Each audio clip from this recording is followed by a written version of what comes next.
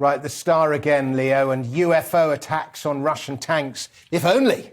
Yeah, so this is the Daily Star trying to bring a light-hearted spin to what's an awful crisis. But basically say a group of Russian tanks were supposedly wiped out by a mystery UFO attack after the families of trapped Ukrainian soldiers prayed to God to offer their troops some help. So, it is bizarre. The people, CBN News Ukraine director Konstantin Litvinenko made the claim speaking on the channel's Global Lane programme. But it could have just been an attack from a drone or... This is Korean, what I mean. Leo Kearse not only owning the Korean pronunciations this evening, but owning the Ukrainian ones. There's nothing he can't do. This is what I mean about propaganda, you see. I mean, although in this case, God is real and UFOs are real, as the Pentagon has confirmed. So maybe, they did recently confirm, didn't they? So maybe it did happen. The only thing is, he's talking about it looked like a lightning sort of thing. It's far more likely it was a secret weapon sent in by the US or Elon Musk or someone. Or just lightning.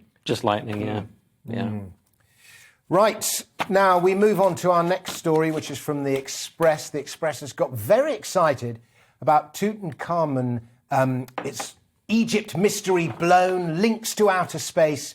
But I'm not sure the title isn't a little bit overblown relative to the story. I see what you mean. We covered this the other day. Yes, they've gone with Egypt mystery blown open with new evidence for King Tut's outer space dagger origins. So they've been trying to figure out where this dagger came from. They've been saying it's come from octahedrite, which is the most common class of iron meteorites, as you'll know.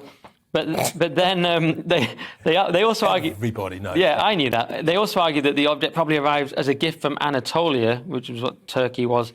But now they've found this extra thing. They found they found this adhesive placed on the dagger's gold hilt was made of lime plaster, which seems to confirm that it probably did come from Anatolia, which was because that was used there apparently.